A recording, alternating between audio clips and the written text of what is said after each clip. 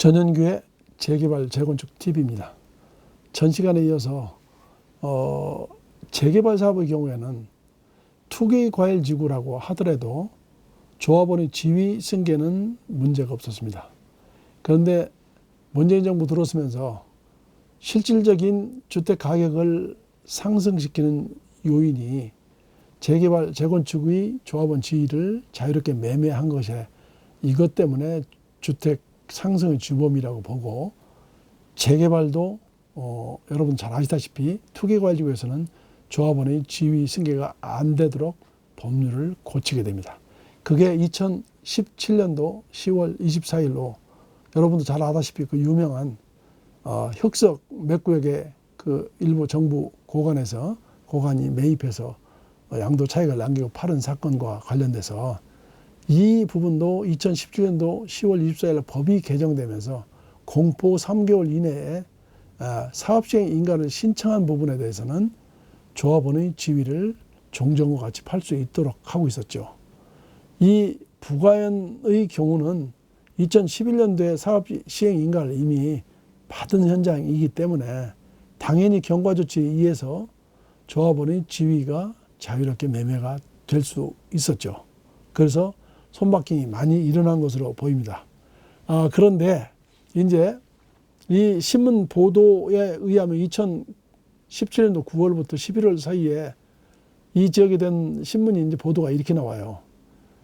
기본적으로 28%의 현금 청산자가 늘어나서 사업이 안 돼 있다가 이제 여러 가지 재건축의 규제 등으로 인해서 사업이 이루어지게 되면서 현금 청산자의 구제책이 전부 개정되면서 2008년도, 18년도 2월 9일부터 가능하게 됨에 따라서 이 조합들이 현금 청산자를 구제해 주겠다라고 하고 실질적으로도 총회를 열고 정부안도 고쳤다는 것이죠. 그런데 오늘 쟁점은 여기서 현금 청산자는 여러분도 잘 아다시피 73조 1항에서 분양신청을 하지 않거나 또는 기간 만료되기 전에 철회했거나 법 72조 6항에 따라서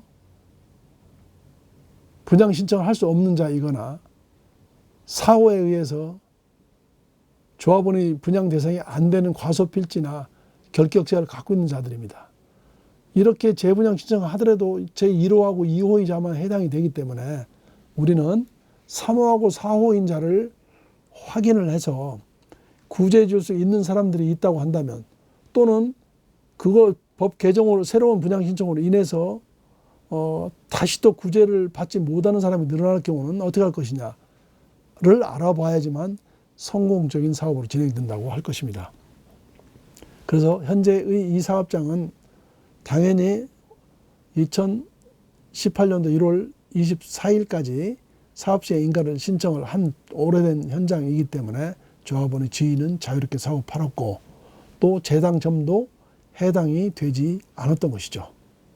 그랬는데 이제 법이 바뀌어서 재분양을 하게 된다고 했을 때 어떻게 할 것이냐의 문제를 얘기를 하겠다는 것입니다.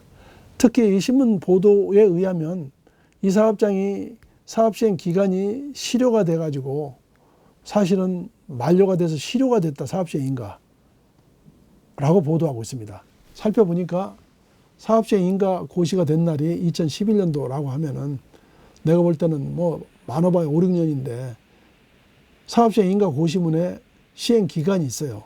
그 기간이 도과돼서 실효됐다고 했을 때는 어떻게 할 것이냐의 문제하고, 그 실효됐다고 하더라도 종전에 분양신청한 것이 효력이 있는 것이냐, 그 다음에 새로운 사업시행 인가를 받았다고 하면은 이렇게 재분양하는 것까지도 분양신청 제한에 걸리냐, 이런 것들을 알아봐야 된다는 것이죠.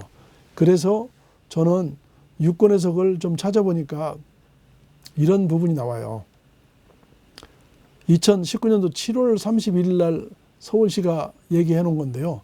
실효된 사업시행 인가의 효력에 대해서는 우리 대법원 2016도 34905 판결에서는 도정법에 의해 설립된 조합이 수립된 사업시행 계획에서 정한 사업시행 기간이 도과돼서 됐다 하더라도 유효하게 수립된 계획이나 그에 기초해서 사업시행 기간 내에 이루어진 모든 사업시행의 법적 효과까지 소급해서 효력이 상실해서 무효로 된다고 할 수 없다라고 하는 판례를 소개하고 있습니다.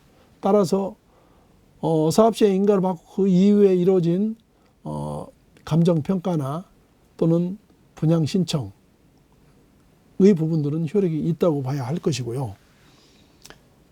그 다음에 또 하나의 유권 해석은 만약에 분양신청을 제한에 해당되지 않았다가 재분양신청을 하게 되는 경우 사업시행 인가를 받아가지고 그러면 또 법 72조 6항에 있는 분양신청 제한에 걸릴 수 있는 것이냐라는 것이죠. 신문에서는 이렇게 보도하고 있습니다.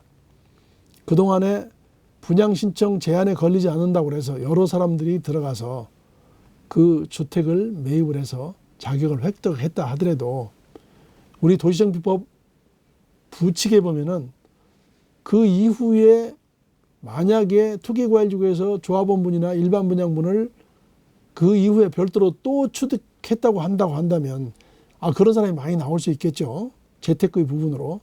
그랬을 경우에는 앞에 게 못 받는다든지 또는 뒤에 게 못 받는다든지 취사 선택을 해야 되겠죠. 5년 이내. 이런 부분들이 발생을 할 수 있다는 것이죠. 그래서 그 부분은 제가 찾아보면 2019년도 5월 27일 날 국토부 주택정비과에서 내린 유권 해석에 보면은 설령 매수를 해서 샀다 하더라도 2018년도 1월 25일 전에 가지고 있었다 하더라도 그 이후에 이게 사업시행 인가를 다시 받아가지고 재분양 신청을 할 경우에는 이게 이 종전의 것이 그럼 어떻게 되는 것이냐라고 하는 것은 당연히 종전의 것 자체를 같이 재분양으로 포함해서 투기과열지구이기 때문에 재분양까지 포함해서 신청을 할 수 없다는 것이죠. 따라서 사모인 재분양 신청을 하지 못하는 자가 늘어날 수도 있다는 거고 또 검토해 보면은 거기서 빠져나갈 사람도 있을 겁니다. 아마. 내가 그래서 그 부분은 여러분들이 검토를 해봐야 되는데 이 부분에 관련해서는 국토부에서 하도 시끄럽고 말이 많으니까 작년에 이 부분에 대한 시행 지침을 얘기한 게 있어요. 그 부분은 별도의 시간을 가지고서 해설하는 시간을 갖도록 하고 결론은 종전에 해당이 안 돼서 우르르 들어갔다가 그 이후에 사업시행 인가를 받아서 재분양 신청을 하게 되는 것까지도 포함해서 5년 이내에 신청할 수 없도록 유권 해석이 나와 있기 때문에 물론 이게 판례는 아니기 때문에 여러분들 알아서 판단하시되 제가 볼 때는 어려울 수 있지 않나 뭐 이런 생각을 하게 됩니다. 또 한 가지는 지금 3호의 것을 주로 얘기를 했는데요. 4호에서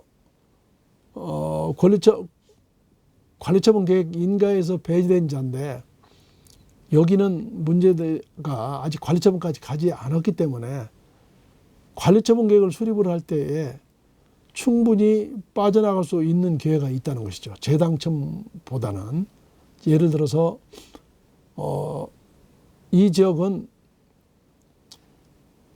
2010년도 7월 15일을 기준으로 해가지고 그 이전에 정비 기본계획이 수립되어 있는 지역이기 때문에 권리산정 기준일이 종전의 규정을 받아서 좀 유리하다는 것이죠.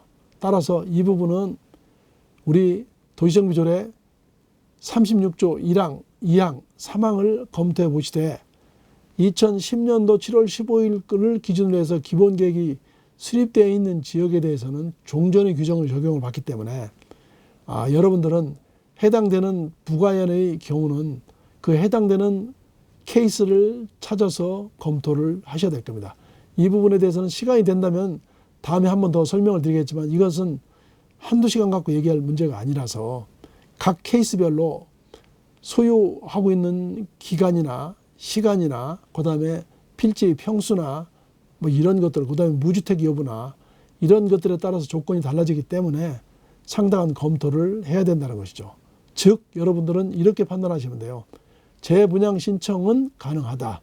그런데 분양 신청을 하지 않거나 했다가 철회한 자만 해당이 되는 것이고 재분양 신청 제한에 걸린 사람은 안 된다. 또 한 가지는 조합원 자격이 전혀 안 돼서 분양받을 수 없는 자까지도 역시 안 된다.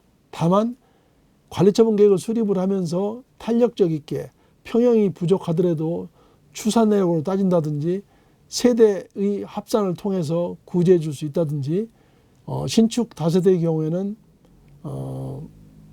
주거 전용 면적이 최소 평형보다 크게 될 경우는 살려줄 수 있기 때문에 이런 사람들은 분양 신청 1호하고 2호이자로 회귀할 수가 있다는 것이죠. 그래서 그러한 사람들이 재분양 신청을 할 수 있기 때문에 이렇게 여러 가지 어려운 점을 남겨놓고 있기 때문에 조합 정관을 고쳤다거나 총회 의결로 막바로 재분양 신청은 안 된다라는 것입니다. 이 부분에 대해서도 어려운 점이 있거나 하실 때는 언제든지 저희들한테 연락을 주시기 바랍니다. 감사합니다.